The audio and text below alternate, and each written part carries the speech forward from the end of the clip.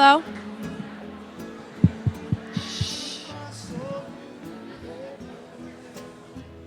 Hi, okay. In loving memory of Doug Anderson, Dan Baroff, Amanda Bostwick, Lauren Boyd, Matt Bruno, Alexandra Buckley, Sebastian Cassou, Carmine Chaffee, Andrew Clark, Teddy Cole, Charles DeAngelis, Kelly Deegan, Olivia Emanuel, Michelle Haramoto, Ryan Hernandez, Amanda Johnson, Emily Kiernan, Matt Kustafis, Kristen Lepore, John Maganelli, Kian Monahan, Kate Parker, Jessica Parada, Jenna Rabaska, Jack Sullivan, Isabella Zerla, Lisa Moretti, Wendy Richards, and Cheryl Gillick.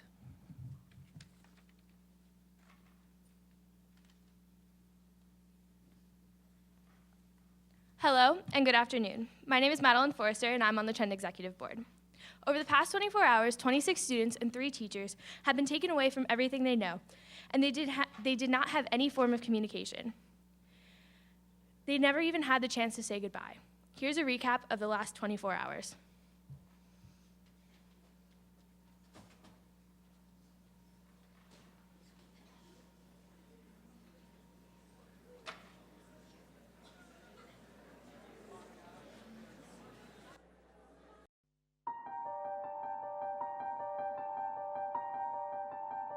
Isabella Zerla, Carmine Chaffee, Chaz DeAngelis, Dan Baroff, Kristen Lepore, Kian Monahan,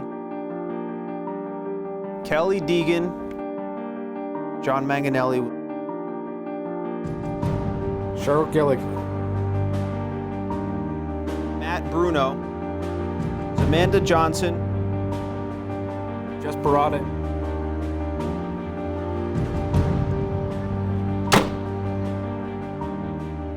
Hello GL and welcome to the Days of Realization.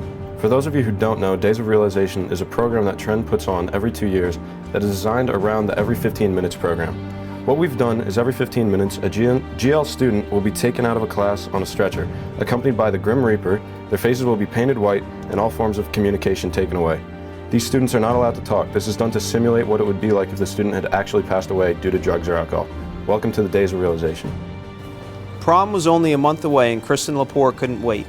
Jack Sullivan and his friends were always smart enough to coordinate a designated driver when they went out to drink at parties. Kian Monahan needed to drive his friend Jenna Rabaska home after a group project.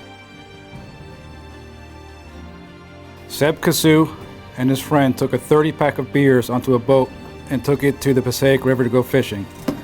Matt Kustafis and his friend Ryan Hernandez were racing through the reservation. Michelle and a few friends were having fun drinking at a party when someone yelled that the cops had arrived.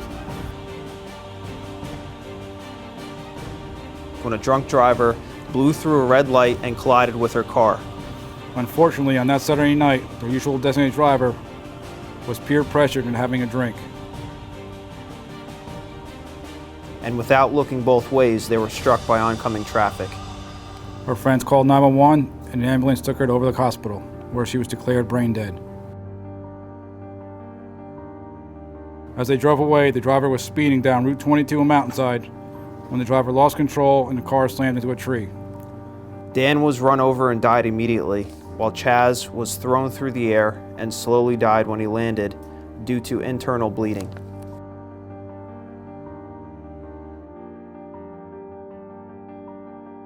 A couple of hours later, when her parents came home, they found her lying on the couch, not moving or making a sound. She died 48 hours later when her parents made the difficult decision to take her off life support. The combination of the two caused his breathing rate to decline so suddenly that he passed out and died from lack of oxygen. Emily died from her severe injuries. Emily would be greatly missed.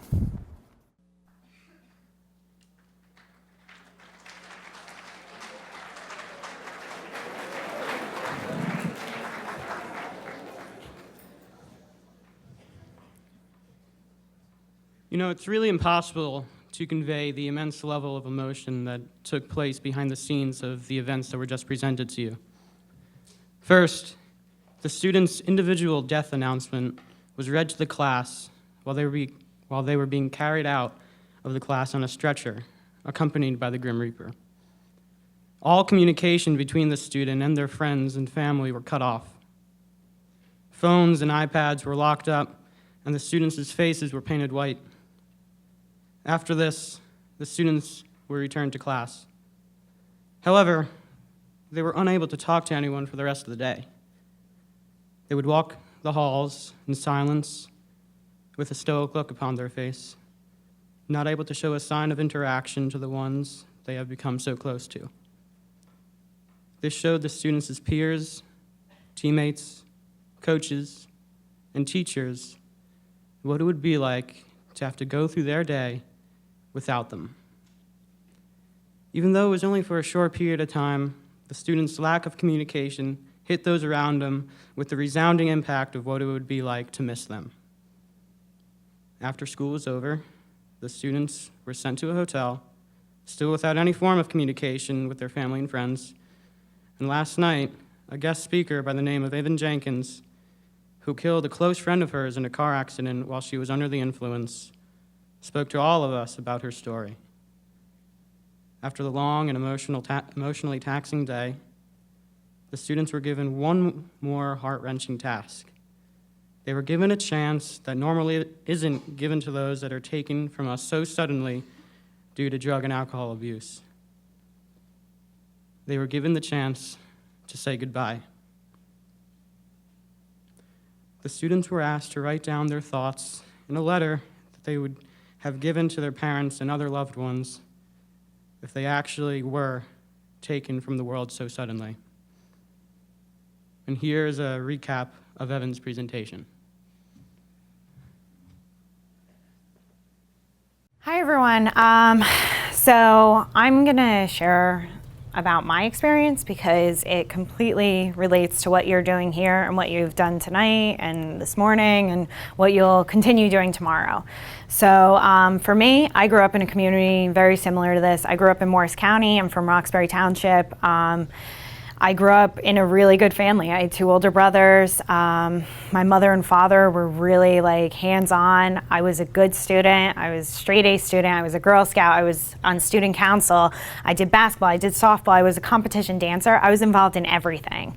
And I was a bit of an overachiever. And my life was really kind of perfect. I never knew bad things. And what's important for me to share is that my father died suddenly. It was, we woke up and he wasn't feeling good, and he ended up dying of a heart attack right in the house, and it was sudden, and we had no idea that this was coming, and I was caught off guard. And the reason why I share this is that I think it's extremely important that if anyone is going through anything in this room, or if you know someone or you have a friend or something that is going through anything, whether it be, as serious as a parent dying or bad grades or, hard feelings with friends, like, it is important to get out and talk about this and to, share with a counselor, share with a teacher, share with a parent, because I didn't.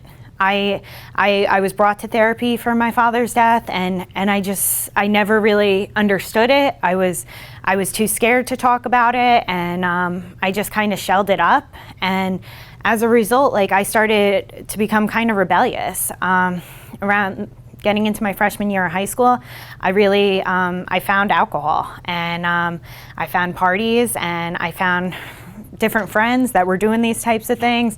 We'd have sleepovers and, steal our parents' liquor, and we'd have these, we'd all end up sick, but we thought it was so funny. And we thought we were cool. We'd go into school and brag about it. And, in like high school, like my great life of, overachieving and being a good student was like on a slow decline. And by my senior year in high school, I was no longer involved in anything. The only thing I was doing was going to school and home from school. And most of the times I wasn't even going home. I was just like hanging out at friends' houses.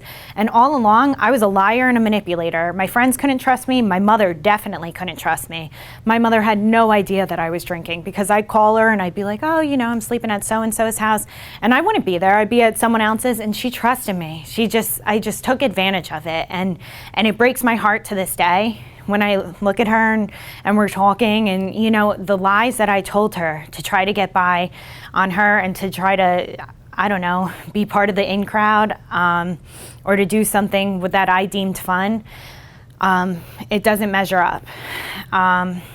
So somehow I skated through high school, and shortly after I graduated, I was commuting to and from school, and it was kind of hard. It was a long drive. I didn't really feel like it. I was kind of stuck with the townies. We were all partying a lot, and my life had really kind of taken on like a new level, and I wasn't really willing to like go to school. I wasn't really willing to work. I was just kind of wanted to hang around, like hang out with my friends all day, and I ended up getting a job. I was waitressing, but, my friends were becoming more important, increasingly more important, and drinking was, because, we were partying every night. I felt like, I felt like I was on fire. I thought I was really cool. I thought I was invincible. I thought that, like these things, these stories you hear about, what you guys are learning about today, I had no idea that these things could happen to people. I mean, I went through programs like this. I sat in programs like this in my high school,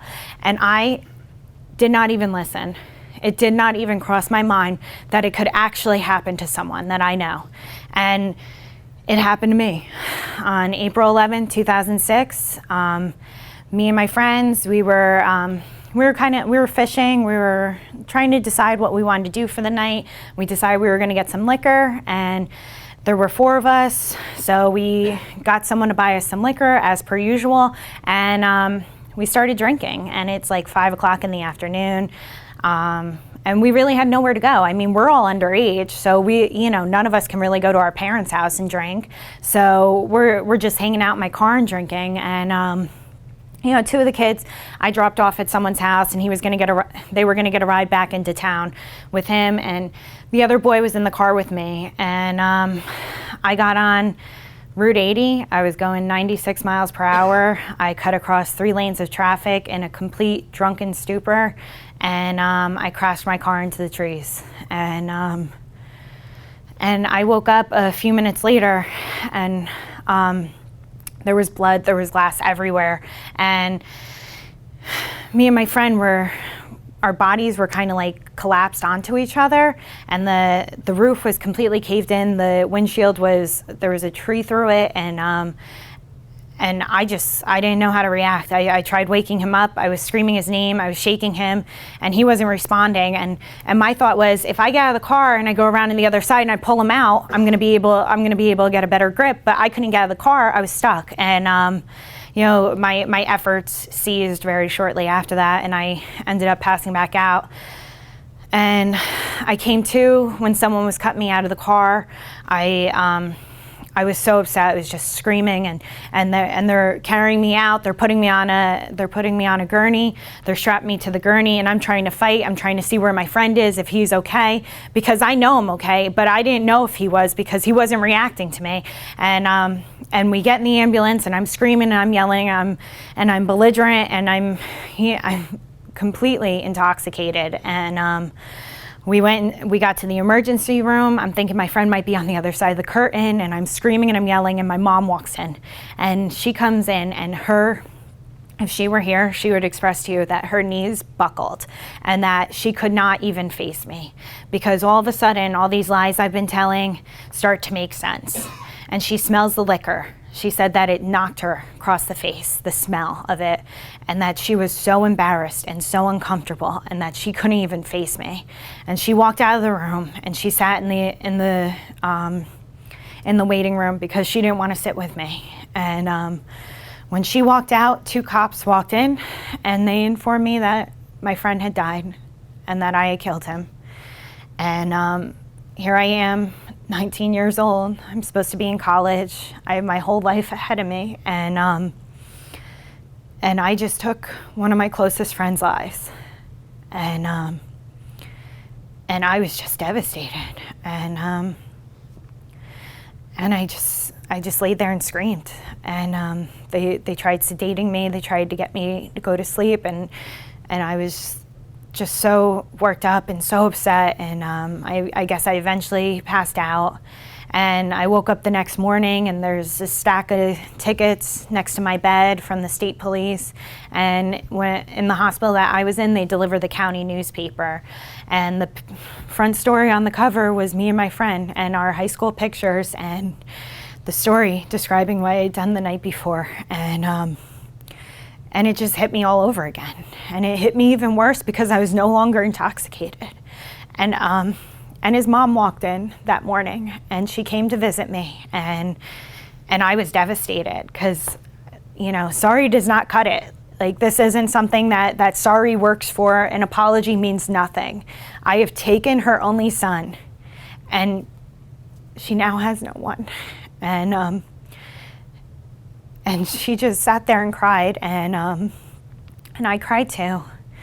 And she just, and the reason why I say this, because I think she's such a great woman. And she just told me not to make it a double tragedy. And how I took that and how we conversated, she just didn't want me to go off the deep end and to continue doing what I'm doing. And for that reason alone, for her alone, it's,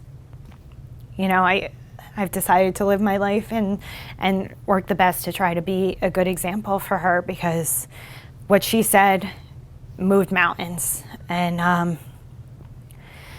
so I spent 10 days in the hospital. I was extremely suicidal. They put me in a psych ward for another 10 days. And upon my release, I was arrested for death by auto. And I went, my mom set bail, and I went back home, and here I am. I'm doing all these adult-like things, and I was not ready for the adult-like consequences, and I was devastated. And I'm getting fingerprinted, and I'm holding up the sign. They're taking pictures of me, and I'm answering questions, and they're taking DNA tests, and I am just mortified. And I go home, and I spend the next couple months at home, and then all I know is that I'm accepting a fate that eventually I'm going to go to prison. And it took a long time to accept that. And I accepted a plea bargain in the state of New Jersey. As a violent criminal, you have to serve 85% of your time before you're eligible for parole. And I had to serve 4 years, 3 months, and 1 day. And so I went to prison beginning of 2012, and I was so scared. I was so scared. I was like half my weight. I was blonde hair, blue-eyed. I was just terrified. The stories you hear, the shows you watch, I thought I was going to be killed. And God, they had me in the courtroom and they shackled and cuffed me and they bring me downstairs to the holding cell, and I was wearing stockings and my stockings are all ripped and I can't fix them because my hands are attached to my waist, and I'm just sitting there crying, and I'm all alone, and my phone numbers aren't set up yet, so I can't make a phone call. If I write a letter, nobody's getting it for 4 days. I'm not getting a response for another 4, and I've never felt so alone in my life. And the one thing that always stayed true was that, you know, I may have felt alone, but the reality is that someone else wasn't even going to ever have an opportunity to live their life again. And so I did the best I could, you know, and I put on my adult pants, and I stayed in prison. And I did 2 weeks in county jail before they shipped me off to the state prison in New Jersey, the only one for women. So I was fortunate enough, I got to be in maximum security. And as a maximum security criminal, that means I'm with the serial killers, the child molesters, the rapists, the awful people, the gang members, the people, like just people I'd never even imagined I'd mix with. And I was scared for my life. And I've seen things that I won't even repeat because they were so hard to handle. And you know, I was fortunate that I made it through relatively unscathed, and that I didn't really have any issues. You know, my biggest lesson was that if you don't get involved in anything, nobody's going to involve you in it. So I stayed very quiet, and the 4 years went by very slowly. And during my time there, both my brothers got married, my niece was born, and just so many events, like 4 Christmases, 4 Easters, birthdays, just never, not even home for. Barely could even pick up the phone for. And we'd get visits and be like 2 hours, and it was uncomfortable. You know, you're in a big gym and it's 2 hours with your family, like once a week. And like all along, it's like, I can't believe that this is my life. And I can't even believe that my decisions have led me here, and that I never even imagined, like I said before, I never imagined this stuff could happen to anybody, and let alone someone that I knew, let alone me. And I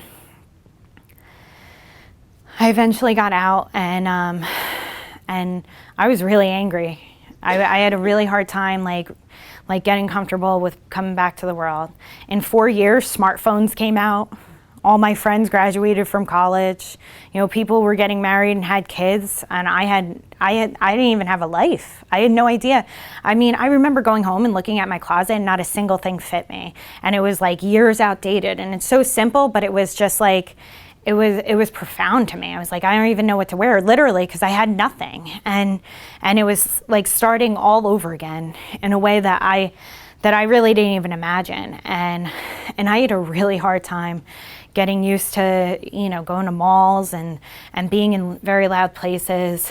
And, you know, I was fortunate, like a month or 2 after I got out, his parents had contacted me, my friend's parents, and they had asked me to speak at a local high school that they had been doing it for the last 4 years, doing a drunk driving presentation. And they had asked me to take over the commitment. And then they wished me a good life. And I've never, you know, and I say this because this is so uncommon. And for these people to have this big heart and to be able to offer some sort of forgiveness and love and, goodwill towards someone that has devastated their lives in such a way, I just can't even imagine the type of person that is. And they're like giants to me. And so where am I at today? I've been out 5 years. I've been off parole about 1.5 years. So parole is, I reported to a parole officer every week. I took drug tests every week. I got monthly visits at home. I got visits at my job. I had to send my pay stubs. I couldn't even leave the state. You know, there's just so many rules and regulations, and you don't even realize it, but these things just affect your life. 10 years later, the accident, last week it was 10 years since the crash, and I'm still in therapy because that's how hard this is. Because to forgive yourself is not easy for this. And like above all, that's been the hardest part. The facing it every day. The looking in the mirror and can't even recognizing yourself because of the pain you've caused to countless people, to friends that lost their friend, to these parents who no longer have a child, to the grandparents who lost their grandson, to the teachers that lost their student. It's just devastating. And you don't realize how important your decisions are. And, besides legal ramifications, there were definitely financial ramifications. I was involved in lawsuits basically up until about 2 years ago. And, because of it, all the money that I had inherited from my father and my grandparents, including hundreds of thousands of dollars more in hospital fees and the mental hospital fees and lawsuits that I lost, and I eventually had to declare bankruptcy. It's like like you hear about this when people are like spending credit cards.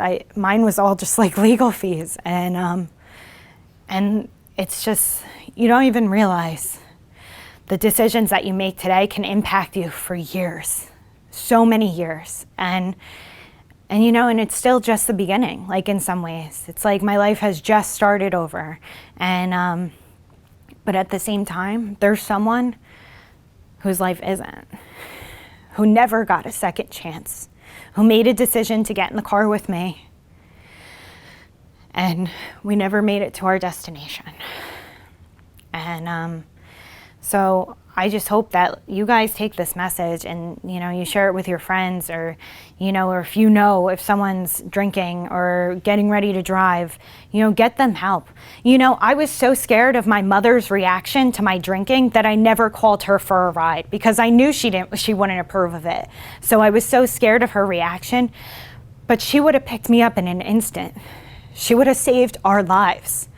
And I never even imagined that that was a possibility because I was so scared of, getting grounded. It was so much more important than what I had decided to do instead.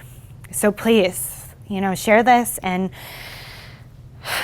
I hope you guys get something out of this program because I know that it's a very strong program, and I've been a part of many of them throughout the years, and the emotions are key. I've seen the program that you'll go through in the morning and how important everyone's feelings really are, and how on point it is with exactly how it is every day for the people that live in this fear and live in this nightmare.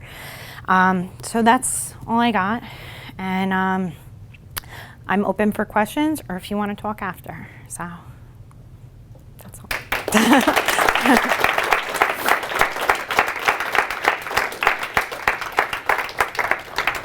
Do we have any questions?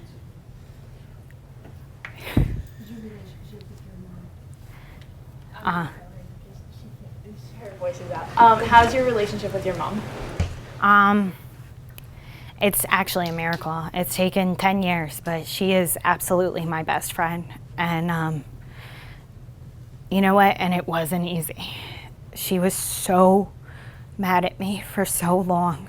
And I mean, she was a preschool teacher in our school district. So to her, she was like, I can't even raise my own kid to do right from wrong. And she was mad. And those 2-hour visits were awful because they were forced for the most part because she couldn't get up and leave when we started getting mad at each other. And I've been very lucky that me and her have started over, and she really is my best friend today. And I'm very fortunate for that, but it was a long journey to this.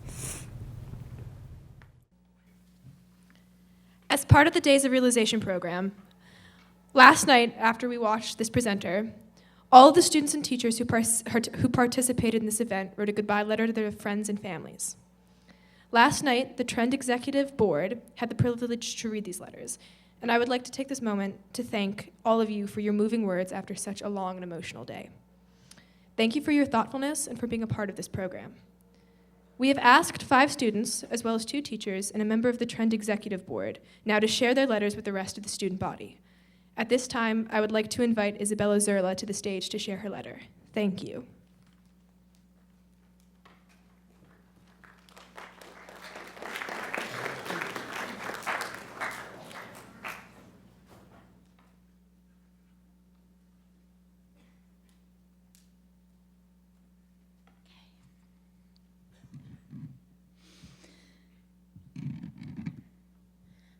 I do not really know how to start this letter. Do I write to my mom that has taken care of me my whole life and given me everything I could ever want? Do I write to my dad, who I have fought with most of my life and who I get to see once a week if I am lucky? Do I write to my sister that has always empowered me to be the best that I can be while I did not treat her with the same respect that she gives me? Do I write about my stepdad, who has taken me under his wing as if I am his own child? I should write about them all because I owe it to them all. Mom, you are the one person who has been by my side through thick and thin.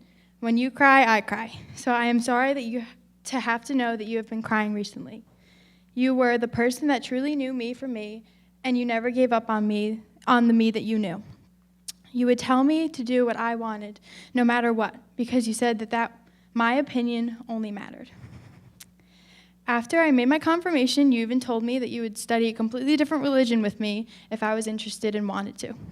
You always supported everything that I did, and I understand now that you cannot be everywhere all at the time. I'm sorry for getting angry with you whenever you couldn't make it to my lacrosse games or my award ceremonies. I am not your only kid, and I'm sorry that I told you that it shows you don't care. I know you care, Mom. I know you care more than anyone can ever care about me. Dad, we have had our many ups and downs, and you and I both know that. Ever since the divorce, I have blamed you mostly for what has happened, and I am sorry. I know it's not your fault. You always try your hardest to be the best dad, and it really just came through to me. I'm sorry for not believing it when you told me that you were trying, because I know that you were, and now it's too late. I'm sorry for not making enough of an effort to see you, because I was too worried about school, sports, and friends. I never really put you into the mix, and I want you to know that I love you. Carly, even though you drive me crazy most of the time, I think I drive you more crazy. I am sorry for yelling at you just to get my anger out or when you do nothing wrong. I am sorry for not listening to you when you would want to come talk to me to get advice from your big sister. I was always too preoccupied by minuscule things. I want you to know that you have made an impact on my life, and I am sorry that my chance to impact you fell short. You really are a great sister to me, and I would not have wanted another best friend by my side. Pat, you are the person that has most definitely affected my life the most. You came into my life at a hard time and fathered me out of it as if I was your own daughter. I am sorry for maybe not living up to everything you wanted me to, but I hope you know that I always tried my best. I will miss our serious talks turning into funny ones and the countless advice that you have given me from your own experiences. You have not only created me to be the girl that I was, but you have given me the hope when I needed it most. To all of my friends, you have given me the chance to be myself and to have probably the most fun I could ever have, and I truly will miss every single thing about each of you. Jenna, for teaching me how to stand up for myself. Steph, your craziness and always not being able to order food whenever we go out. Isabel, your jokes will always be funny. Devin, your care for everything that happens. Waller, your effect on people that could just make anyone laugh. And Michelle, your bubbliness. You guys were the best friends I could ever have, and I'm very sorry that I have to leave you all. Lastly, to my little brother, Lukey, to me, you are everything. I did not think it was possible to love a kindergartner as much as I love you. Every time I come home,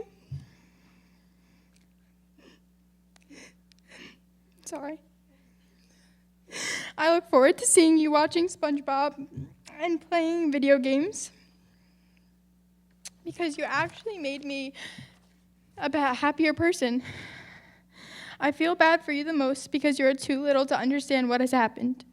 I want you to know that I love spending time with you and talking to you about things going on with me and you giving me the most optimistic child answer. I am sorry that I did not get the chance to say I love you. I am sorry to everyone for not being able to say goodbye.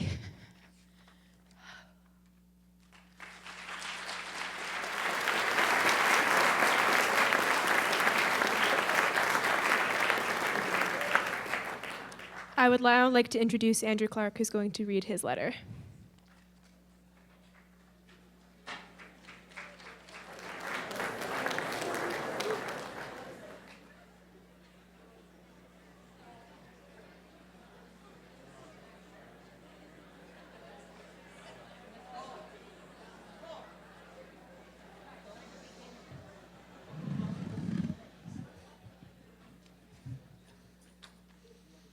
Although today I may be gone, I hope that expressing the tremendous impact others have made on my life will let my spirit live through forever. Goodbye. No one ever wakes up expecting that day to be their last. No one expects it to be the last time you tell your family you love them, the last time a friend smiles at you, the last time you leave your front door. Every day I go about life painfully unaware of the people I am blessed with. I only hope that by saying goodbye, I will understand just how lucky I am. To my mother and father, every day I'm inspired by your hard work, your passion for everything in your life, and your ability to appreciate every moment, no matter how small. I remember once we were on vacation, we were all sitting around happily waiting for something, and my dad said, "Look around you and experience this moment. One day you're going to remember this." I do remember it, Dad. I'm sorry I didn't cherish every moment I spent with both of you and our family. I'm sorry you will never be able to see me become the amazing human being you have molded me to be. To my two sisters, both of you have always been role models to me, and I've always wanted to meet the same standard of excellence you both strive for. I'm sorry I didn't make an effort to reach out to you and just ask how you're doing. Just know I love and respect you more than I can ever say. To my twin brother, Will, you're the first person I ever knew in this world. Since the beginning, we've been in this together. I can't even imagine life without you. Every morning, you're the first person I see, and every night you are the last. To think you will go to bed, and I won't be there on the other side of the room tears me to pieces. Without you, I am nothing. Our relationship is deeper than most. It transcends words. There's a bond between us that goes without speaking. I know you will always have my back. You are my brother, my best friend forever. To all the countless other friends, family members who have impacted my life, every smile, wave, compliment, listening to my problems, or even just laughing at my dumb jokes. Because I have known all of you, I'm a better person. I will always remember the words on my grandfather's tombstone. Two things stand like stone: kindness in another's troubles, and courage in your own.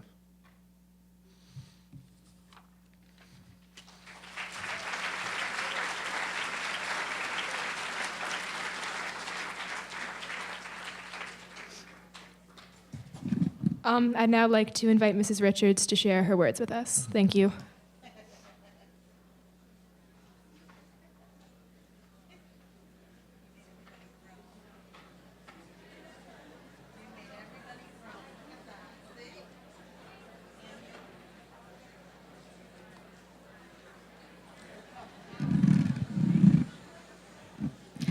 Don't you guys dare make me cry. All right, I will do my best to get through this. To my husband, Jim, next week we would have celebrated 29 years of marriage, and it makes me sad that I'm not here to celebrate that milestone with you. We had a good life together. We went from high school sweethearts to lifelong partners, and I loved every minute of it. Our trip to Hawaii for our 25th, our Saturday morning breakfast, just the two of us, as the kids got older, are special memories to me. But it wasn't all easy. We weathered many storms, the worst one being the death of our son, Brett. Through it all, we held each other up, always maintaining and nurturing our love. To my daughter, Heather, how proud I was of you when you earned your master's degree back in May, and even prouder when you began teaching this past September. I so enjoyed sharing teacher stories and passing on tips to you for your own English class.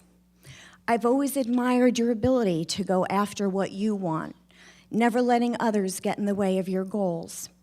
I'm so sad that I will not be there when you shop for a wedding dress or get to hold my first grandchild someday. I will miss our long walks together because they were more about being able to talk than they really were ever about exercising. Don't give up on your goal of earning your doctorate, and when you do get it, just know I'll be with you in spirit. To my son, Drew, what happened to the little guy who used to throw his food from his high chair and say, uh-oh, like it wasn't planned? Well, that little guy drives to Rutgers every day in pursuit of his physical therapy career. You've always been my protector ever since you were little. I love how much family means to you, and I love even more the fact that you aren't afraid to show it. I love the fact that you hate getting up in the morning, yet every year on my birthday, you get up at 5:30 to make me a special breakfast. You're a mix of tough exterior and soft interior. I am sad that I will not be around to see you earn your doctorate in physical therapy, but I'm happy knowing how many people you will affect in a positive way. You've made me proud every day. To my son, Brett, you were only with us for 7 short weeks, but I was glad that I had the honor of being your mom. You would have turned 19 this year, and I always wondered what paths in life you would have chosen. I never got to enjoy all the firsts I enjoyed with your brother and sister, that first word, first step, or first smile. But here we are, reunited in death. Your short time with us made us grow even closer as a family, and for that I will always be grateful. Thank you for teaching me how to be a better mom and an overall better person. I hope that a little piece of me will always live on in all of you. I love you all with every part of me. Love, Wendy and Mom.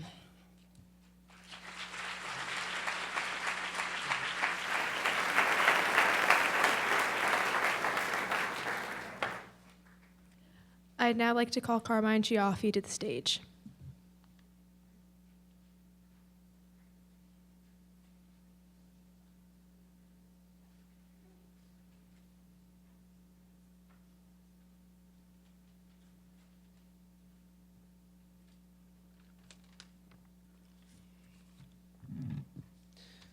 Dear Mom and Dad and Ariana, I'm so happy and proud that I was fortunate enough to have such a loving and caring family that was always there for me during the good and bad times of my life.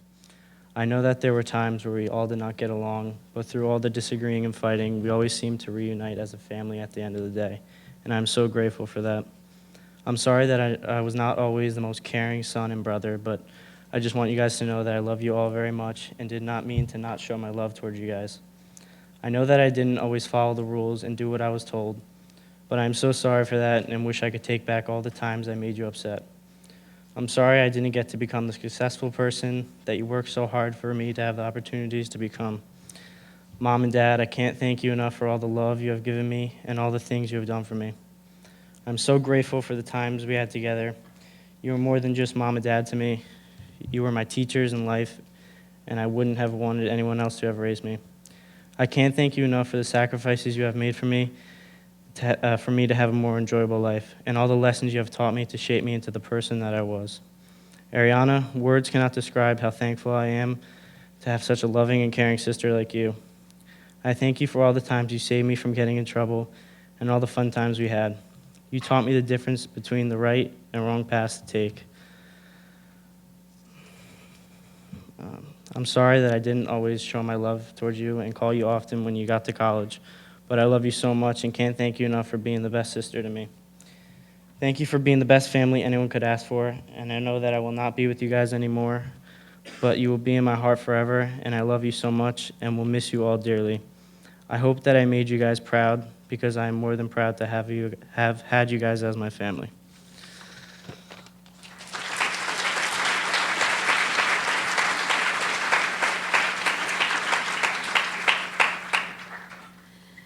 I'd now like to call Emily Kiernan to the stage to share her letter.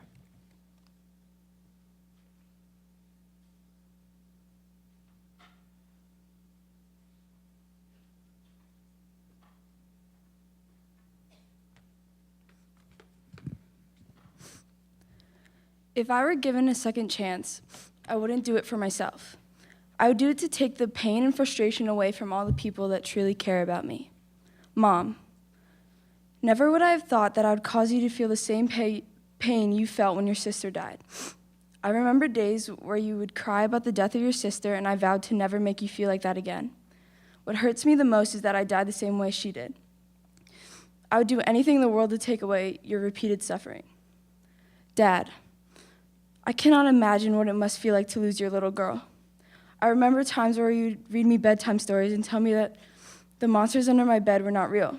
Right now, monsters are real because I feel like one. I never meant to disappoint you like this. Reed, you are my little brother and the hardest goodbye. All my life, I strive to be your role model and the person who always has your back. How can I have your back if I'm dead? How can I be a good role model if I died in a stupid alcohol-related incident? I plan to watch you grow up into a great man, but now I won't even be there to watch you graduate middle school. How's that fair? If I could go back in time and hear your voice, I would.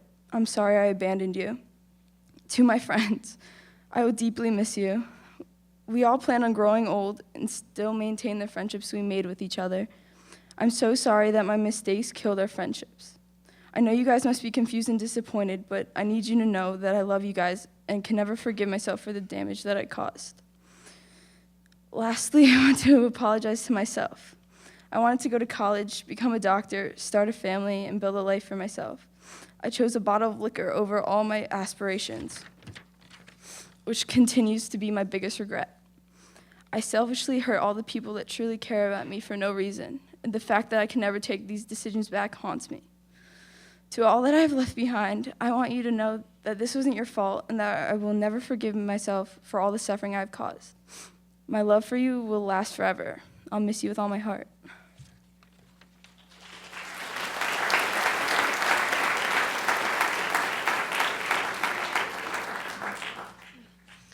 I'd now like to call Mrs. Gillick up into the stage to share her letter.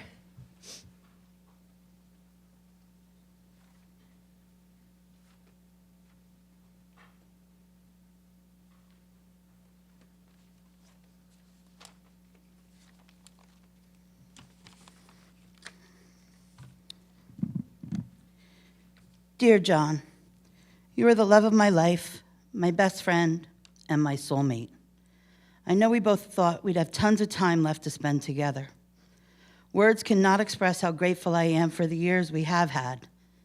Thank you for always supporting me in all of my adventures, no matter how crazy they were.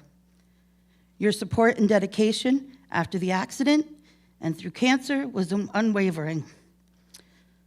I am sorry I won't be there to share in all the plans we've had for the future and grow old with you. I love you more than words can say. Please remember to call your mom on a regular basis. She is all you have now, so treasure each other. Tell her I am sorry and I'll miss the wonderful relationship we had. Don't worry about me. I have my mom, your dad, your brother Joe, our grandparents, and many other relatives who have gone before to take care of me. Take care of yourself. If you don't dwell on the fact that I am gone, try to use your loss as a lesson for others. To my brother, we've never been the closest, but you know that I have always been there for you. I love you, and don't lose touch with John. help each other through. Kaylee and Liam, take care of your Uncle John for me. I am sorry I will miss our summer adventures and our treks into New York City to catch the latest hits on Broadway. You are both growing up to be magnificent human beings and have a bright future. Aunt Cheryl loves you. To all my friends, especially Ed, Donna, Kelly, John, Kelly, April, Marcos, and Debbie, I am sorry I will not be around for our next most excellent adventure. I love you all. Please keep an eye on John for me. To all my friends at GL and in the Berkeley Heights District, I will miss you, and I treasure the time I've spent with you all. Finally, to the GL students, you have kept me on my toes and have made me a better person. I am grateful to have been able to see your faces each and every day. It's been my pleasure to greet you when you arrive in the morning and say have a great day when you leave. Make good choices as you move forward. And I'm sorry I won't be there to see you graduate. I wish you all the best. I love you all, and I will miss you terribly. Always and forever, Cheryl and Mrs. Gillick.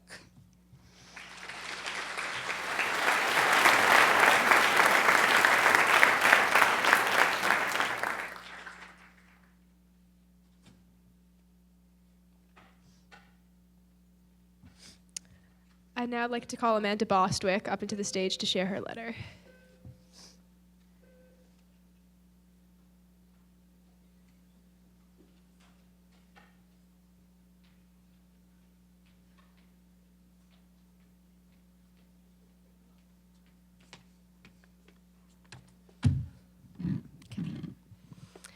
I would like to start by first apologizing to my parents, the most important people in my life.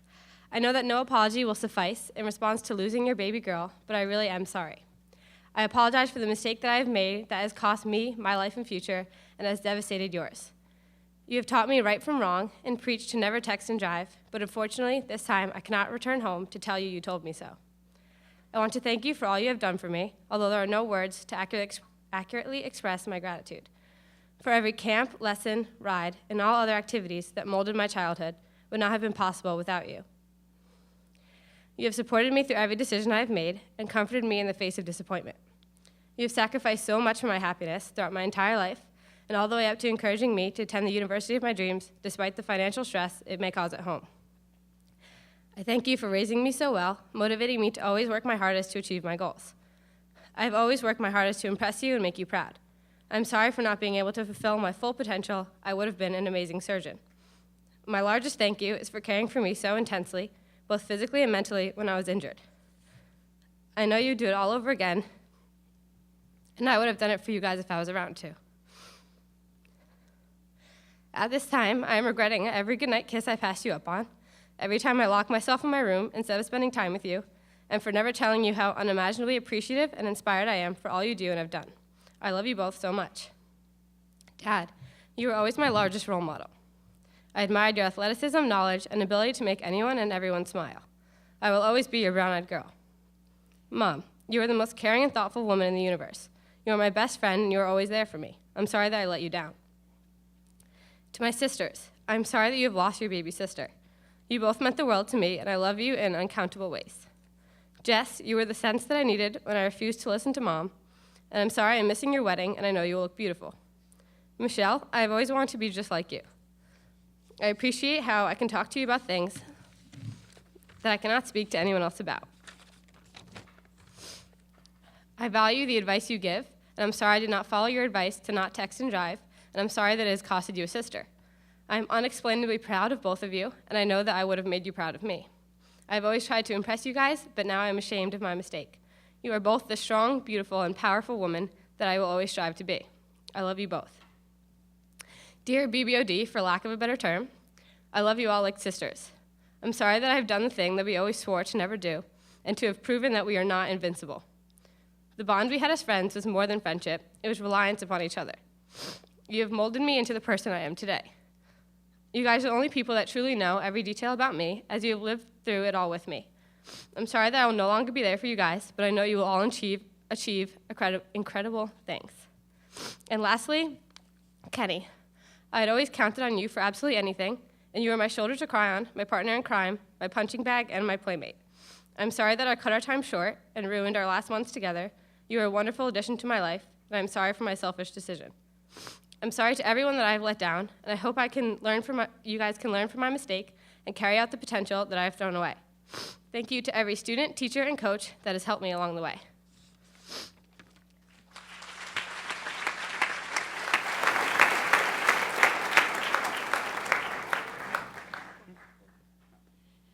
And for our final letter, I would like to call up Summa Manshanda to read for us. Thank you.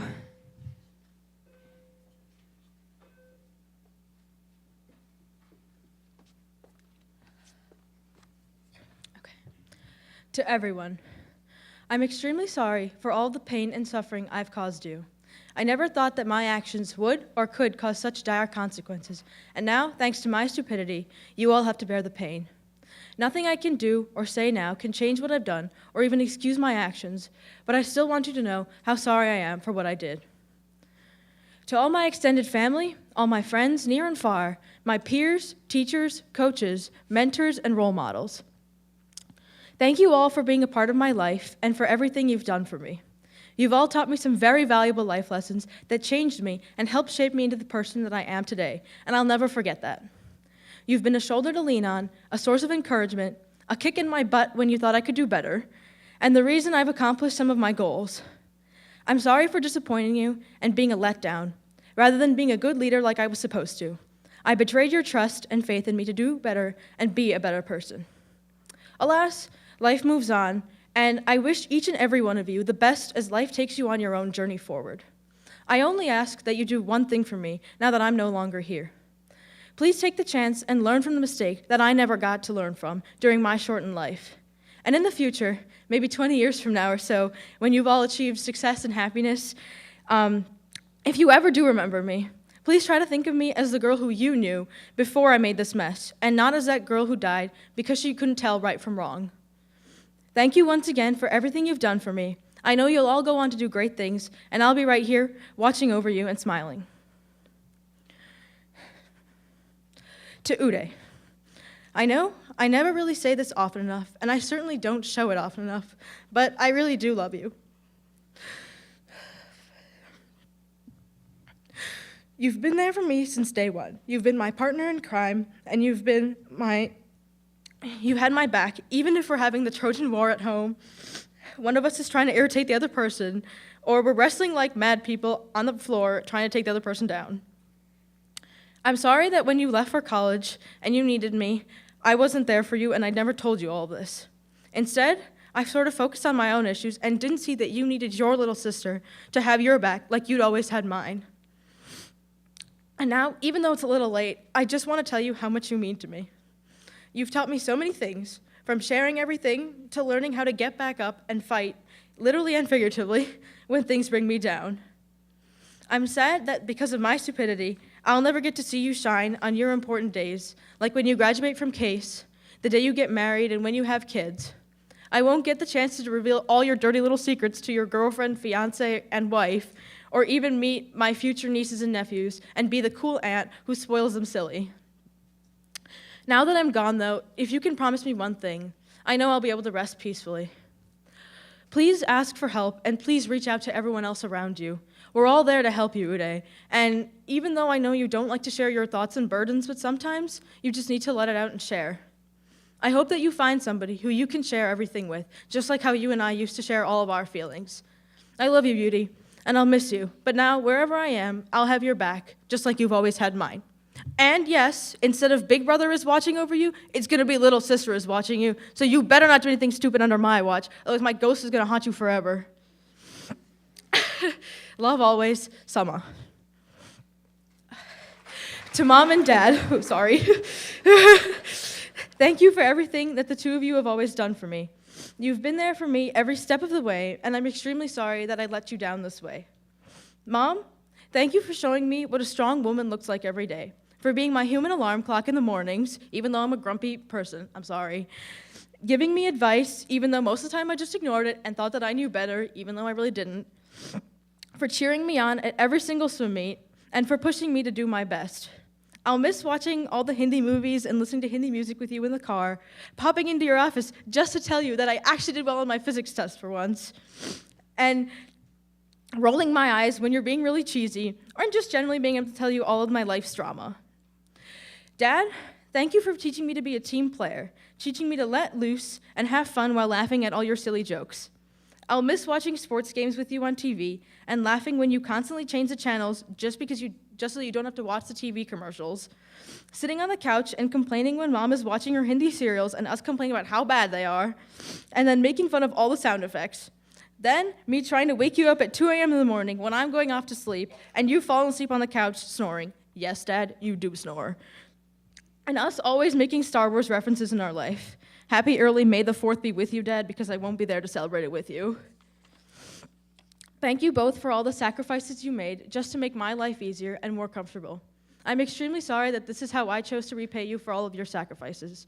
It's an honor to be known as your daughter, and I just want both of you to know that I'll always be there with you in your heart and watching over you from somewhere and smiling. Toby and I will see you on the flip side.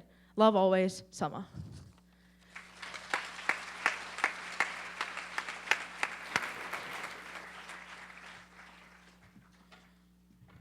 You know, I would just like to really thank everyone that came up here and shared with us their thoughts that they wrote in their letters. And I want to thank everyone that did write a letter last night, too, because we know how much it meant to you. And just because you weren't up here, we still remember and appreciate that you did take the time, you did take the courage, and you put your heart into what you wrote last night. So thank you. And I really feel inclined to say that no matter what happens, we would always remember you as loving us, because we know that you were born to be a good person. So with that, let's just show them that with one more round of applause.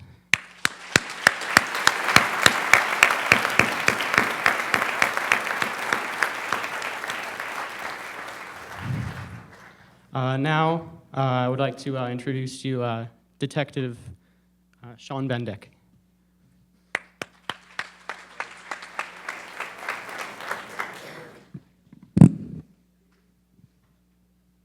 Over the past 24 hours, both communities of Mountainside and Berkeley Heights experienced a tremendous and very profound sense of loss.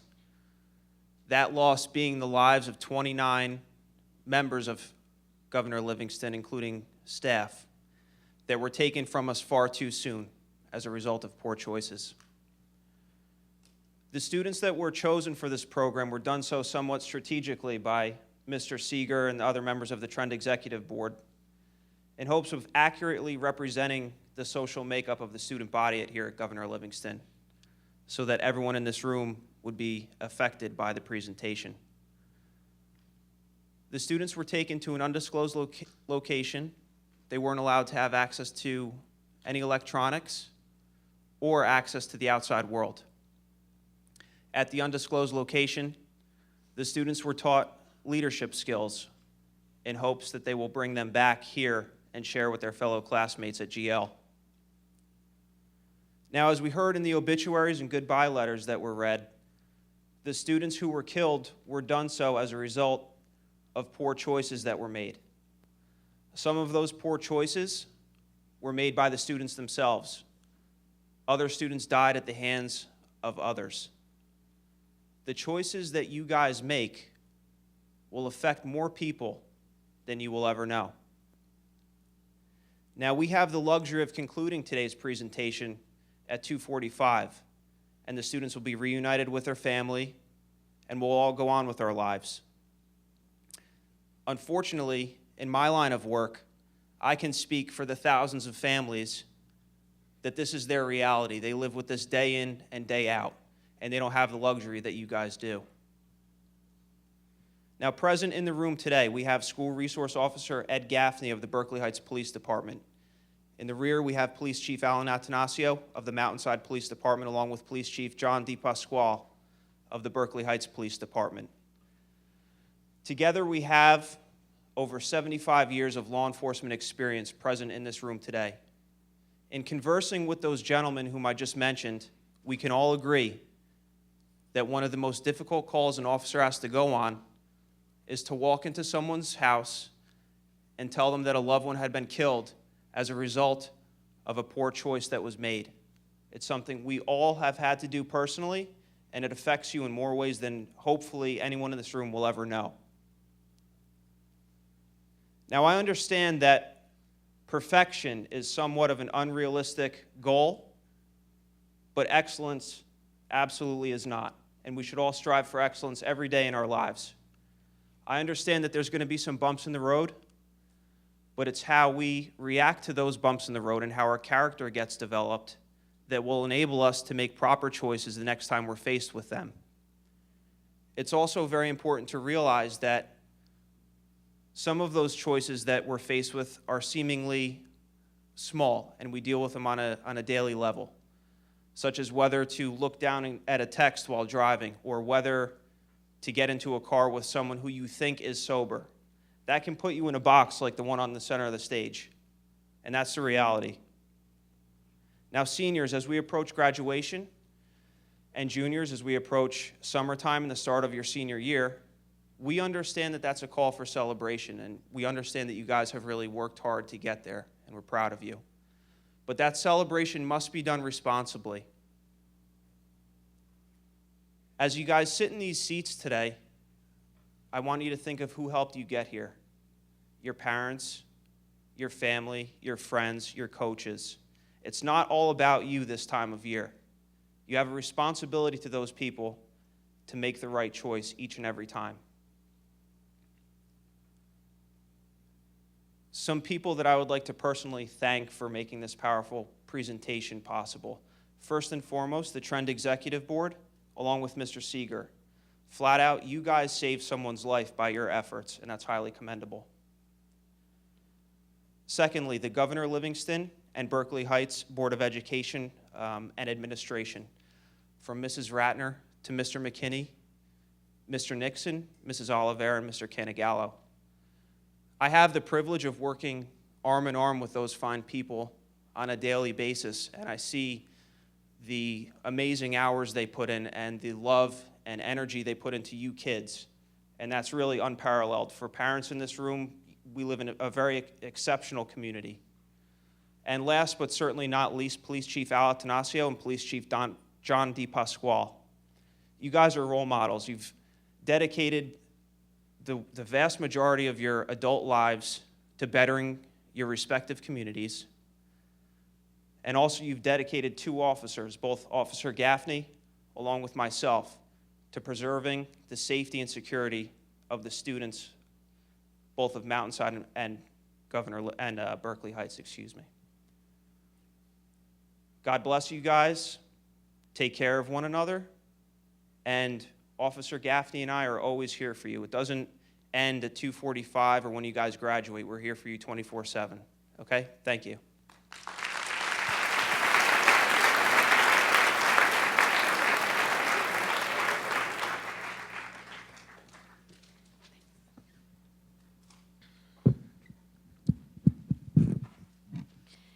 And now it's a privilege to welcome our next speaker to the stage. Maria Estevez works for the Union County Prosecutor's Office and is here to share a personal story with us. Thank you for taking the time out of your busy schedule to be here with us today and also for sharing your story.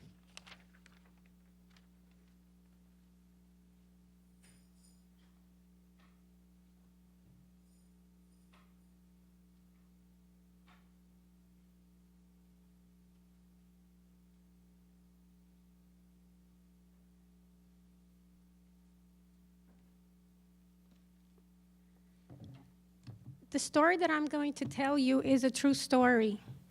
It happened 25 years ago, but I live with it all my life. And even though 25 years have gone by, it's as if it happened just yesterday. On April 20th of 1991, it was a Saturday. I woke up as the mother of 3 children.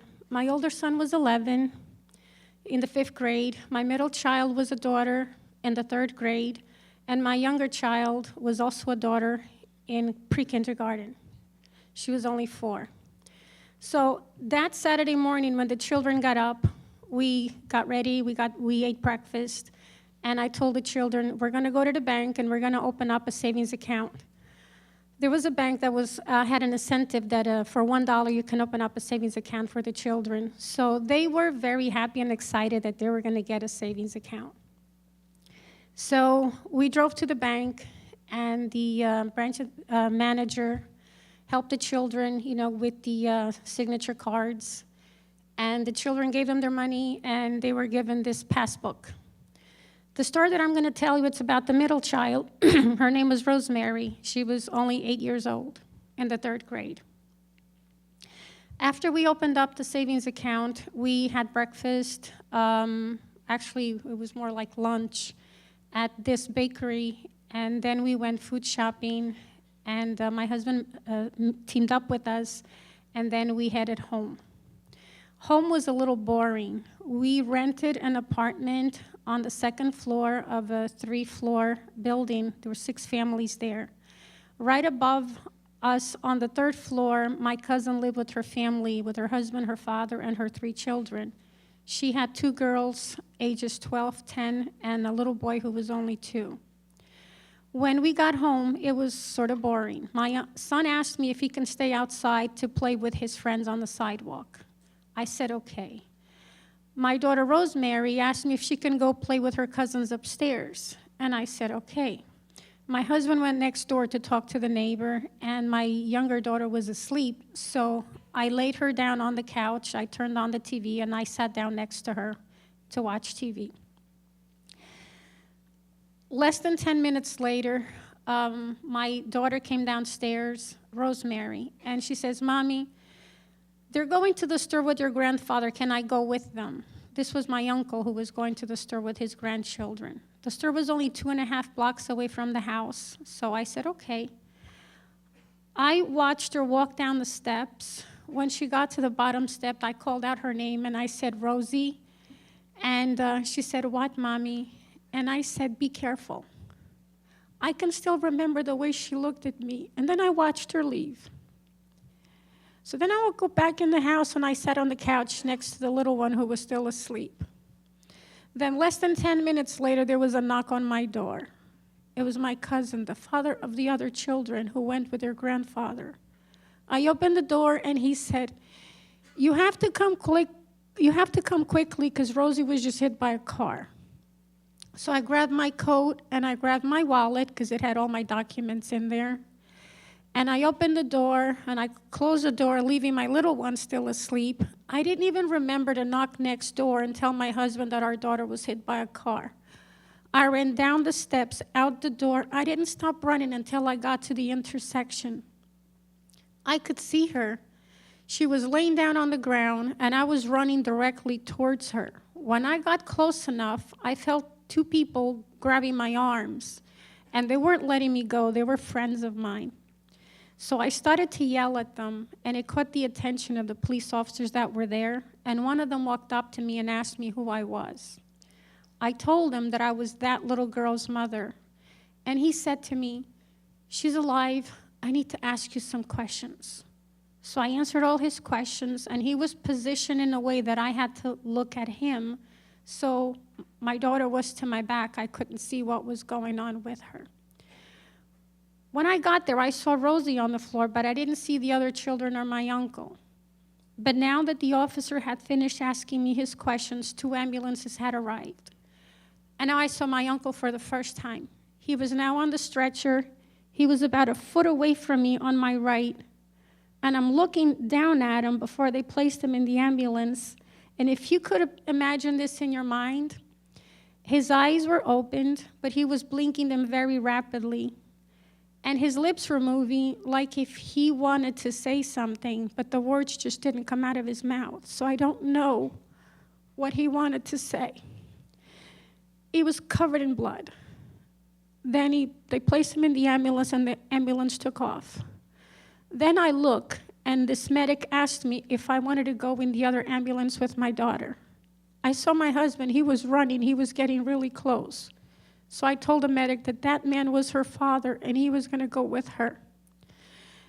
And instead of going in the ambulance with his daughter, the police officer put him in the back of the police car, and they drove off to our closest trauma center. They went to UMDNJ in Newark.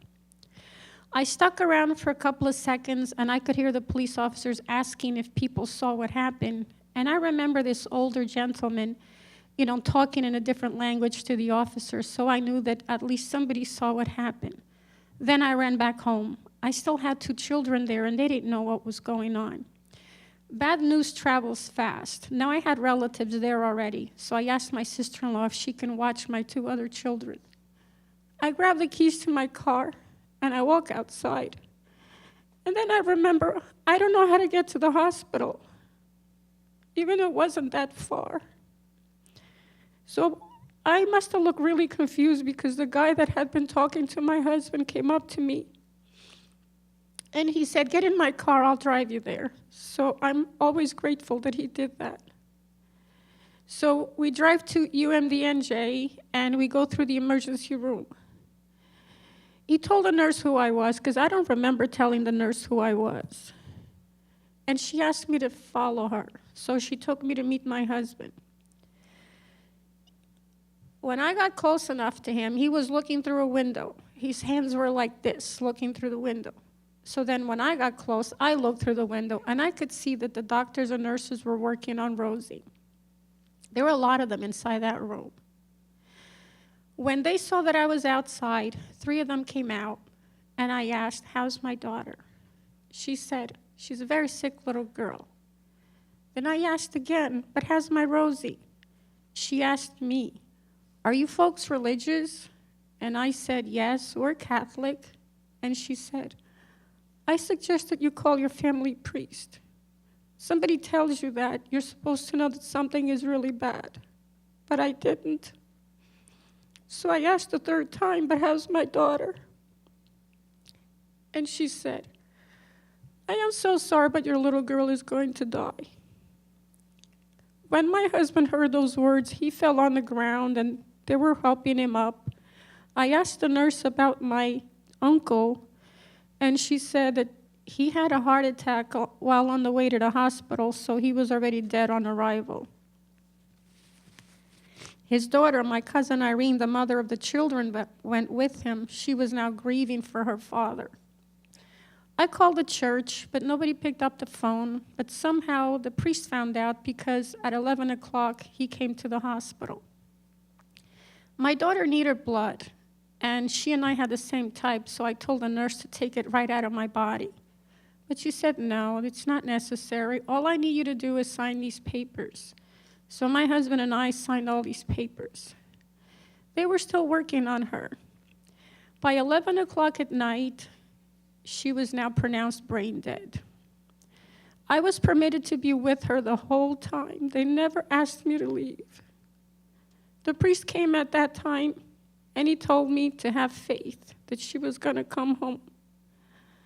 The hospital sent their chaplain over before he came.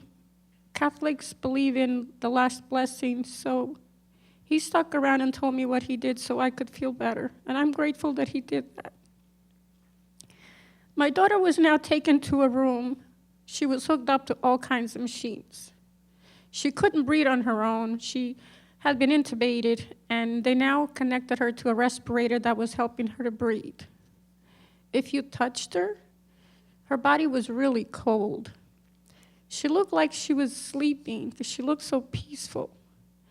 When you looked at her face, you could tell that she had been bleeding from her mouth, her nose, and her ears because there was a little bit of blood in there, even though the nurses did clean her. She was also bleeding from her left temple because there was a piece of flesh missing from there.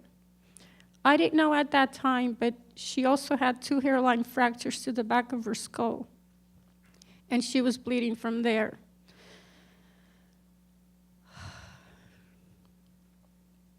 The doctor then told us if we wanted to give up her organs, if we wanted to donate her organs. At that time, I wasn't ready to say anything because I had hoped that she would wake up. When he pronounced her brain dead, he said that by law, you have to wait 6 hours. So waiting those 6 hours in the hospital, I asked my brother to go home and bring back my 2 children because I wanted her brother and her sister to be there with her. My sister and her husband and a whole bunch of other family members and friends came over, some neighbors. And it's funny because I think in the hospital, like, you're limited how many people you can have in a room. At one time, there were so many people there. They were not asked to leave. They were allowed to stay until they left on their own. But everybody had words of comfort for me. They said, have faith. She's going to come home. And I really did. I wanted a miracle. I wanted her to come home. Now it's 5 o'clock Sunday morning, April 21st, and the doctor comes into the room, and he does his test. And we're all looking at him, and he shakes his head, and he said, she's not coming back. And he asked us permission to disconnect the respirator. So I told him, throughout the night, I touched her. And I tickled the bottom of her right foot. And I could swear to you that one of her toes moved. Even today, I could swear to you it moved. And I told him. He took the time to sit with us and explain how our body dies, even though we could look perfectly fine on the outside.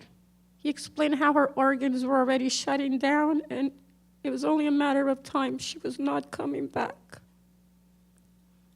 Then we said, okay, and that was really hard to say. He gave us time to say goodbye to her. We really had no experience about death or dying because all my relatives had died at old age. We didn't have anybody this young. So I told her to go towards the light, that God was on the other side and he would take care of her. I told her not to be afraid. And then I kissed her. We all did. And then we left her in that room. We were told to go to this other room. I didn't know that all I had to do was ask if I could stay there. So we followed direction. When we came back into her room, the room was really quiet. She wasn't hooked up to any machine anymore. The nurses had wrapped her up in a white sheet. She looked like she was inside of a white calla lily, the flowers that you see on sympathy cards. Then I asked the nurse if she could let me borrow her scissors, and she gave them to me. Rosemary had very long hair, and I cut a lock of her hair. Then I took out my wallet and showed pictures of when we were all happy. I have to tell you that the nurses and the doctor that was there, they were crying. They cry when somebody dies, somebody that they can't save. Then we were told that maybe there would be no autopsy done because she was hit by a car. So we left her there. We couldn't bring her home. My husband wanted to bring her home. He kept saying, I can't bury her. I want to take her home and put her in a glass case, but I want to keep her home. But you can't do that. So when we left the hospital, it was raining. We drove to the intersection where this happened, and we found some of her personal things. My husband found one of her gold earrings, and I found some of her Girl Scout badges. She was a brownie that she had in her pocket that she earned the Friday night. They must have fallen off her pocket because they were on the floor. Rosie liked to chew gum. I don't know if you know the Wrigley's Juicy Fruit. She liked the yellow one because the yellow one was sweet. The sticks of gum that she had not chewed, also had fallen off her pocket and they were on the floor. So I picked them up. I still have them. I hold on to them. Then we went home. My cousin told me where her father was being laid out. We decided to keep her and my uncle at the same funeral home. I picked the dress that she was going to wear. Called the funeral director and went over to pick the casket that she was going to be laid on. Looking at the casket here reminds me of it because this one is blue, hers was pink. I also told the funeral director as soon as he had her body to call me because I wanted to dress her. And he permitted me to do that, so I dressed her when she arrived there. It was really hard. She wasn't moving. It was like dressing a doll. When I picked up her head to comb her hair, I could feel. They did do the autopsy. It's funny because the funeral director asked me for the bag with her clothes, and he told me that he was going to put her undergarments. I didn't even ask him why, but then I knew. He wanted to save me some pain. because it's really hard when we know what's done, but it's things that have to be done. They did the autopsy. Then we went to the cemetery to find a place where she was going to rest forever. I forgot to tell you this part, so I'll tell you now. When we left the hospital, and it was raining, and my husband told me that he couldn't bury her, he wanted to keep her in a glass case. I remember Thursday night, I was home with the children, my husband was working late, and we were watching a movie called Ghost. I don't know if you know that movie because it's from the early 1990s. Patrick Swayze and Demi Moore, and they were the actors and actress, and Whoopi Goldberg, they were the actors in this movie. While we were watching this movie, at this particular scene, those of you who do know what the movie is about, you might remember. Sam was a banker, and he had a best friend who also worked at the bank. But his best friend was embezzling money, and Sam had control of the accounts, and he knew that something was bad, and he changed the password. So his friend now needed to get the password from Sam without Sam knowing, because he needed to move the money. So he hires somebody to steal the wallet, but Sam ends up being shot and killed. Sam's ghost stays behind on Earth. And this particular scene in the movie, Sam is walking behind his girlfriend. She turns around and she says, "Sam, he's right there," but she can't see him because he's a ghost. And they have a cat. And the cat knew that there was a presence. So while we're watching this particular scene, Rosemary asked me this. She said, "Mommy, if I die, will Harry be afraid of me?" And I said, "No, you're a little kid and you're gonna grow up to be an old lady." And then she said, "But if I die, don't put me in the ground because I'm scared. Put me in a little house with all my toys so I could come back to play with them." So when my husband and I drove to the cemetery, we were inquiring about a little house.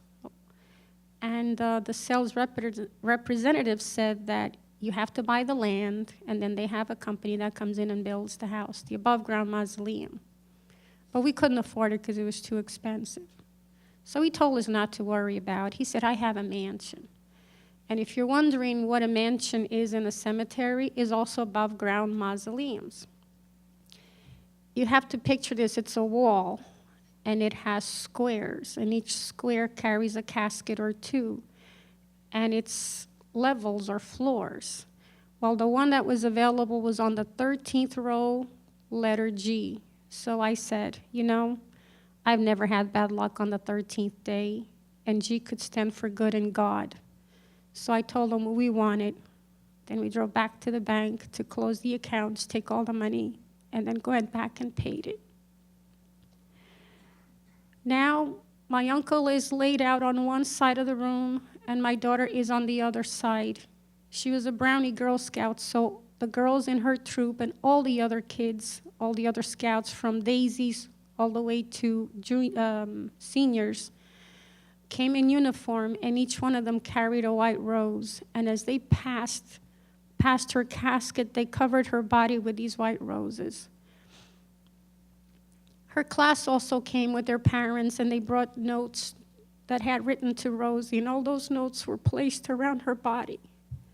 Back then, the New Kids on the Block were a popular group, and there was one girl who brought in all her cards about the New Kids on the Block and put them right by Rosie, by her hand. I wish I had kept a copy of all those notes that they put there, but I don't have it. It was really sad. Then the morning of her funeral, when I watched the funeral director close her casket after I kissed her for the last time, I wanted to die. I didn't want to live anymore. I was wondering, did she make it to the light? Did she make it to God? As her parent, I knew I needed to be there to protect her and guide her. I didn't want her to be alone. So I wanted to die. But I was still walking and breathing. now we're in front of the church, and I could see my brothers and my brother-in-law's carrying her casket up the church steps. And my husband is already out of the car with my son, and I'm blocking my younger daughter. And my husband says, "Come on, let's go. We got to get inside the church." And I tried to get out, but I couldn't because I didn't have enough strength to get up. So he started to get a little loud. Then I made the effort, and I swung out, and I stepped out. As soon as I stepped out of the car, I smelled this very beautiful scent, and I knew it was her. In my heart, I knew she was there. She was giving me the strength so I could finish the day. Then I had told the children that every Saturday we go to the bank and we put $5 in each account. So the next time I smelled her was Saturday, 2 days later. And I hope that you could believe me, because this is my experience. I kept smelling that scent for the next 5 years. It wasn't every day, but it was when I was saddest the most, because it took me that long to actually want to live without asking God to take my life. It's really sad losing a child, because you die. Your heart is broken, and there's nothing that you can do to bring it back. So I had to give her back to God. I am grateful that he gave her to me, that I had her for those 8 years, because I have the memories. But at the same time, I wish that he could have let her live, because now she probably would have been a parent herself, a woman. But she only lived 8 years. I have to tell you, the person who caused her death was not a bad person. He was a father himself. He was married and had 4 children. And I know in my heart he didn't mean to injure or kill anyone, but it happened. He was looking for a place to have a bachelor party for his son, his older son, who was getting married. Through the investigation, the police found out he had been at 3 restaurants, and he was on his way to the 4th when he came upon 4 people crossing the street. The 2 children who survived the crash, one of them was 10. Even though she lived above me, I never asked her for 2 years what happened. I never asked her at all. Even today, didn't ask her.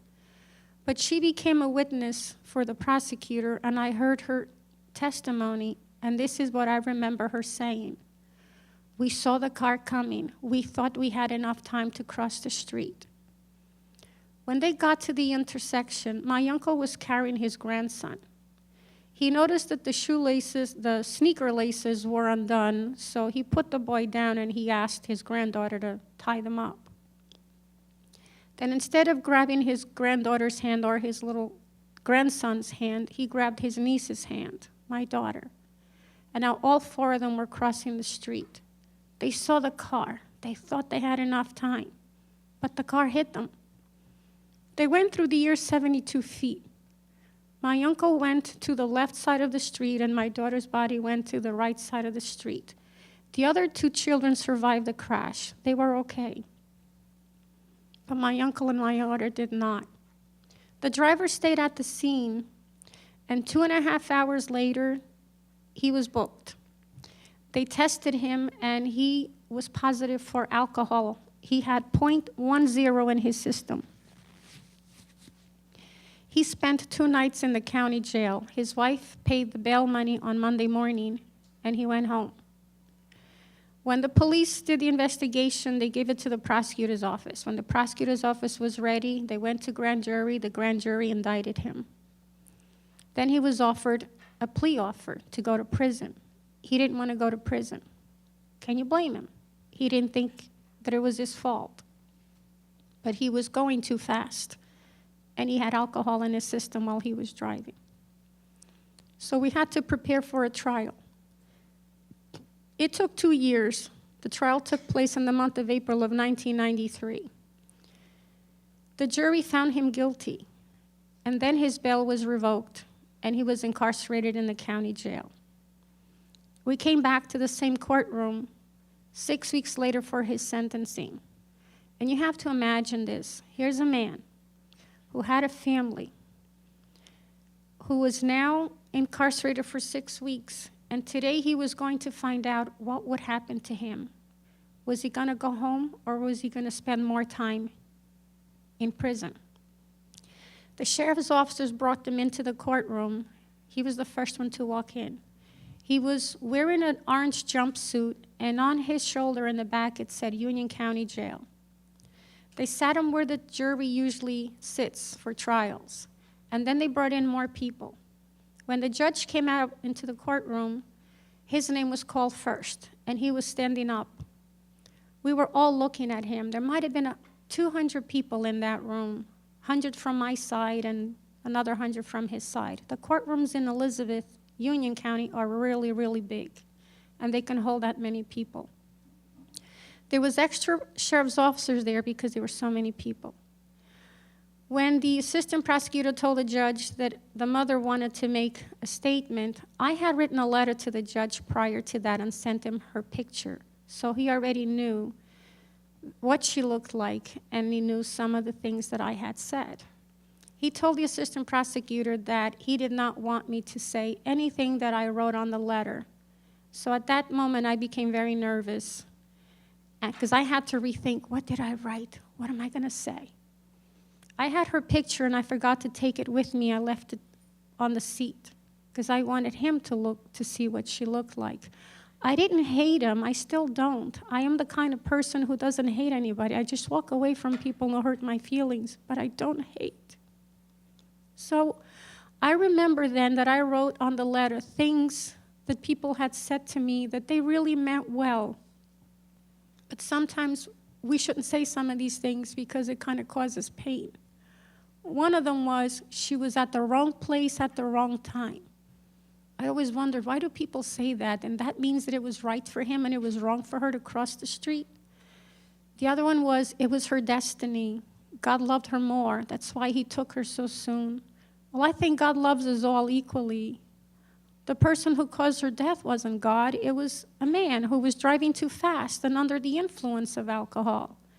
So I know that I began to teach people then that maybe they should say other things like, I'm here for you should you need me. You could cry on my shoulder. It's okay. I also told the judge in the letter that if he thought that it was her destiny, that it was her time to go, that God loved her more, that she was at the wrong place at the wrong time, maybe he could not put him in prison, although I wanted him to go to prison for the rest of his life. That's how hurt I was. The judge then asked him if there was anything he wanted to say, and I wanted to hear him say that he was sorry. I really wanted to hear him say that. I waited 2 years to hear him say that he was sorry. But he chose not to say anything. I'm thinking that he probably was sorry, but I just wish that he had said it. Then the judge sentenced him to 2 sentences of 7 years each, but he said the words concurrent, which in the judicial system means 7 plus 7 is still 7. If he had said consecutive, it would have been 14, but he said concurrent. And the prosecutors had said to me that he probably would do 2/3 of the 7 years. Well, 9 months later, I called the county jail to find out if he was still there, because I really didn't know. And he was not. The officer didn't know where he was. He gave me a number to call, and I called, and I found out that he was at Mid-State Correction Facility, and they gave me the number, so I called. The person who answered the phone was really nice and told me that he was already eligible to be released. I panicked. After 9 months, how could they release him? I kept saying to myself. He killed 2 people. So I called the prosecutor's office because I did not work there at that time. And I said, you people lied to me. He said he'd have to do 2/3 and he's already been released after 9 months. They said, Maria, calm down. So they hooked me up with the state parole board, and I called them and they invited me for a meeting. So I went to their meeting and I begged them, please don't let him out yet, it's still too soon. And it worked. A year later, he had another hearing, and now I had more experience. So I begged them again, please don't let him out. And it worked again. Remember, he was not a bad person, but 2 people had died because he was driving too fast and he had alcohol in his system. He maxed out after serving 4 years and 8 months. Back then, that was considered a long time for a death by auto. But today, people are spending a lot more time in prisons because we have mandatory laws that make people stay in prison for 85% of whatever sentence the judge gives them. I saw him 6 months after he was released. He was released December 23rd of 1997, and 6 months later I saw him, but he did not see me. You have to picture this. He was 42 years old when this happened. He's still under 50, and his hair was really black when he was younger. He didn't see me, but I saw him. He was completely gray now. So jail and prison are really not good places to go, to be. But sometimes even good people go there because of what they did. I'm hoping that all of you remember the events that took place yesterday and today. Remember your friends' letters. If you were to write a letter yourself, what would you write to your parents or the person that you love the most? Know in your heart that we miss you. We carry your memory in our hearts, and it's really difficult to live without you. And it doesn't matter how long time goes by. We want you, we miss you, and we wish that you had never left. So when you leave today, take everything that you have learned. When you get home, if you have parents living with you, or foster parents, or grandparents, just give them a hug and a kiss and tell them you love them. Because we always remember that last day. Things that we wish we had done or said that were not done or said. And because we don't know what is going to happen to us. As human beings, we are all so fragile. Life could be lost in a split second, sometimes not because of anything that we did, but because of what somebody else did. There's a lot of people driving, speeding, distracted, they have problems and they're thinking about them while they're driving and they're not attentive, or they're alcohol impaired or drug impaired.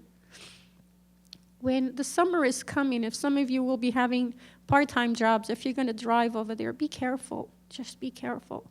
And when you go away to college, okay, if you're going to dorm, you're not going to be commuting. You're not going to have your parents to watch you every day, to wait for you when you come home. You're going to be on your own. You're making the decisions for yourselves. Make the right decision. If you see a friend who is not doing something right, tell them. If they're going to get in their car, take their keys away, you will know what to do. But please remember to be safe and make all the choices that are good for you and not bad. So we never have you laying down in a casket or in a jail. I'll always live with my daughter's memory. I wish I had her, but I don't. But I live with her memory. But remember that my heart will always be broken for her. I wish you the best, and I thank you for your patience, and have a wonderful life. This was Rosie, I forgot to show you. This was her last school picture. So she was only 8 years old, and this is the picture that I show. This was the coat she was wearing that day. I had bought her the coat for Christmas. It's cut and it's stained. The stains are her blood. I have that coat. Sometimes I touch it, not to give me any pain, but just to know that she had worn it. Thank you. Have a wonderful life.